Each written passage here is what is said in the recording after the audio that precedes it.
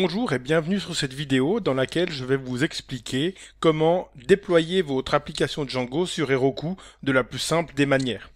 Pour ce faire, j'ai préparé ici une application Django très simple en blog dans lequel j'ai pas grand chose de particulier si ce n'est un fichier statique ici blog.css pour apprendre à mettre en place la gestion des fichiers statiques. Sinon, j'ai de l'envoi de mails, j'ai une base de données PostgreSQL et donc tout ça est configuré de manière très similaire au projet pur beurre du projet 8, donc n'hésitez pas à directement expérimenter avec le déploiement de votre projet 8. Voilà, alors ici, nous allons commencer déjà par installer les outils pour Heroku, donc Heroku CLI. Si vous faites une recherche dans Google, vous allez tomber sur Heroku CLI, ici. Si nous nous rendons ici, nous avons Download and Install. Et nous avons ici la possibilité de télécharger l'installeur pour macOS ou de l'installer directement via la commande brew, via brew install Heroku. Si vous êtes sur Windows, vous pouvez télécharger un installeur 64 bits ou 32 bits. Et si vous êtes sur Ubuntu ou sur Debian, ici vous avez la possibilité d'utiliser directement Snap. Voilà, donc les outils Heroku sont directement déjà installés sur mon ordinateur. J'ai qu'à donc créer un compte sur Heroku et ensuite Heroku Login pour me connecter. Ici, il va directement me rediriger sur une page web dans laquelle je vais pouvoir me loguer. Donc si vous vous êtes jamais logué auparavant, il vous demandera vos informations de connexion, puis ensuite vous serez connecté. Voilà. La toute première chose que je vais faire sur Heroku ici, c'est de créer mon application. Alors on va pour ça appeler la commande Heroku apps create et on va lui donner un nom, par exemple Python classmates blog. Il est nécessaire que ce nom soit unique sur Heroku. Donc choisissez un nom très spécifique, mais qui décrit votre projet, et ensuite Enter pour créer votre application. C'est fait. Heroku a créé mon application, et en même temps, il a configuré Git pour que je puisse directement faire des pushes sur Heroku. Ici, il a créé un remote Heroku, me permettant ainsi de faire un Git push Heroku Master, par exemple, pour déployer mon application. Dans cette continuité, nous allons voir qu'il a également, actuellement, pas de base de données, et que sur Heroku, la base de données est présente sous la forme d'un add-on. Je peux donc copier cette ligne permettant d'installer le add-on Heroku.PostgreSQL en mode hobbydev. Donc c'est la version gratuite de Heroku PostgreSQL, vous donnant accès à une base de données PostgreSQL et à 10 000 lignes en gratuit. Voilà, je copie la commande d'installation. Je vais ajouter Heroku PostgreSQL à mon application. Et une fois que c'est fait, je vais vérifier que Heroku a bien créé une variable database URL. Donc s'il s'agit d'une variable d'environnement, je peux consulter les variables d'environnement directement à l'aide de Heroku config et voir que ici, il a configuré une variable d'environnement qui spécifie les informations de connexion pour la base de données. C'est tout ce que je vais avoir besoin de faire pour que mon application trouve la base de données. Donc Heroku automatise énormément de choses et pour ça, c'est très agréable à utiliser. Je vais en passage maintenant créer quelques variables d'environnement pour mon application. Alors ici, on crée des variables d'environnement avec la commande Heroku config 2.7. Par exemple, on peut créer une variable d'environnement pour sa secret key, et puis vous pouvez lui donner une valeur qui vous convient. De mon côté, j'ai un générateur de secret key, donc secret key 64, donc cette application, simplement une commande que j'ai créée pour me faciliter la vie et qui me génère directement des secret keys, mais vous pouvez coller directement la secret key que vous désirez utiliser. Ne collez pas la secret key qui est disponible sur votre GitHub, parce que cette secret key serait connue du monde extérieur. Donc vraiment, générez une nouvelle secret key pour ce besoin. Ensuite, Heroku config set, je peux ajouter n'importe quelle autre variable d'environnement, par exemple mon user email. Ici, mon user email, ça va être Python classmates@gmail.com. Je peux faire la même chose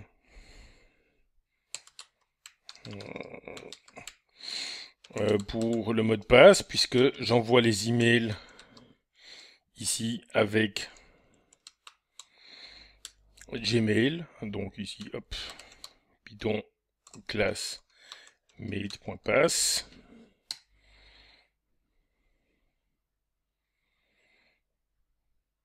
Je vais finalement créer une variable d'environnement qui me permet de dire si je suis en train de travailler avec l'environnement de production ou de développement. Donc une variable d'environnement qui pourrait s'appeler env et qui aurait les variables production ou développement, par exemple.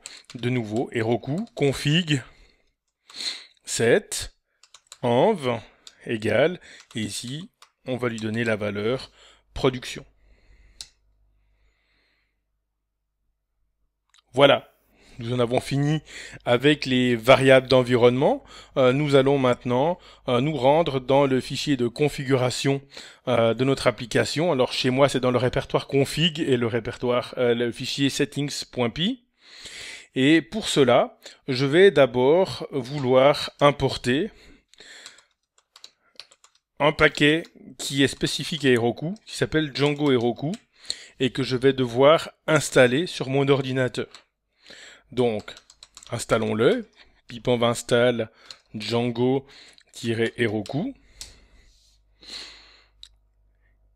Ce paquet va installer comme dépendance tout ce qui est nécessaire pour que notre application fonctionne sur Heroku. Donc, vous avez pratiquement rien à faire ici. Ensuite, à la fin du fichier de settings, vous allez directement exécuter une méthode de ce paquet. Donc ici, Django Heroku.settings, et vous allez ici passer locals en argument de cette fonction. Finalement, j'ai encore quelques configurations à ajouter. Je vais le faire en remontant ici. Avec static URL, je vais ajouter une static route et je vais lui donner la valeur de Django join basedir et puis un static files. Toujours en remontant, je vais me rendre dans allowed host et je vais ici autoriser les appels depuis herokuapps.com en plus des appels depuis localhost, en plus des appels depuis 127.0.0.1. Voilà. Finalement, nous allons ici passer en debug false si l'environnement est en production, ou rester en debug true si l'environnement est en développement ou est absent. Donc ici, je peux passer en debug false if os.environ.get, donc si env à la valeur de production, sinon je passe à true. Ici, je peux donner comme valeur par défaut development. De cette manière, si la variable d'environnement est absente, on est en développement. Voilà, je crois qu'on a fait le tour de tout ce qu'il fallait ajouter ici pour les settings.py. Nous allons maintenant ajouter un fichier spécifique à Heroku qui s'appelle le procfile. Donc procfile, Pour le Procfile, nous aurons besoin de spécifier en serveur d'application. Ici, on va utiliser Gunicorn, mais vous pouvez utiliser un autre serveur WSGI, comme UWSGI par exemple. Donc, je vais à mon projet ajouter Gunicorn.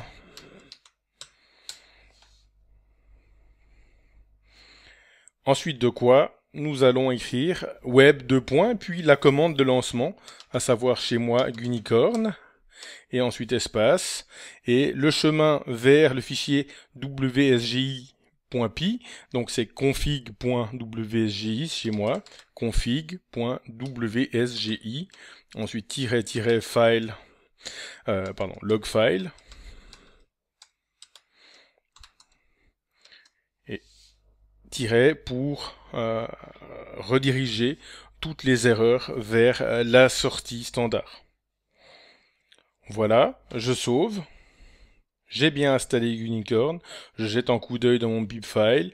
Donc j'ai Django Tagit, j'ai Markdown, j'ai ici PsychoPG2, j'ai mon Django Heroku et j'ai mon Unicorn.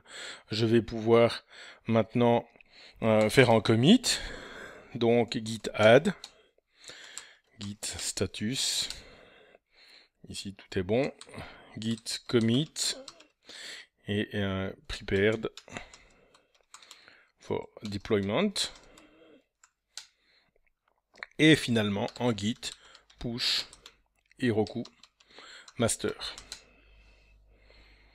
Ici, nous allons attendre que le déploiement se fasse. Vous allez voir exactement toutes les étapes qui sont faites.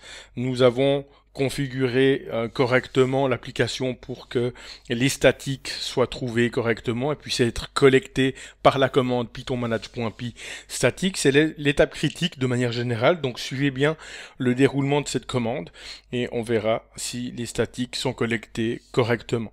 Ensuite de quoi, le déploiement va se terminer avec un succès ou une erreur et nous pourrons ensuite exécuter toutes les commandes de management, soit python-manage.py migrate, python-manage.py create super user, python-manage.py initdb par exemple si vous avez créé une commande pour initialiser la base de données et puis ensuite vous pourrez consulter votre app en ligne.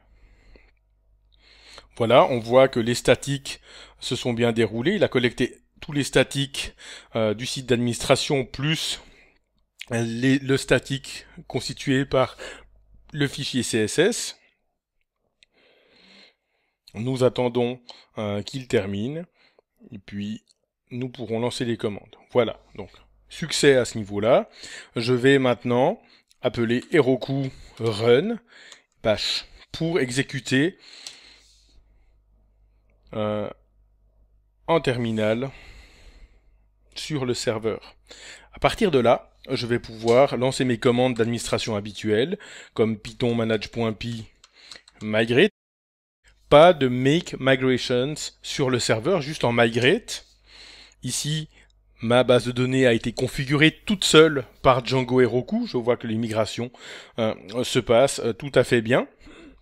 Et puis, en python-manage.py create super user. Alors là, my user, par exemple, moi@moi.com. Et puis,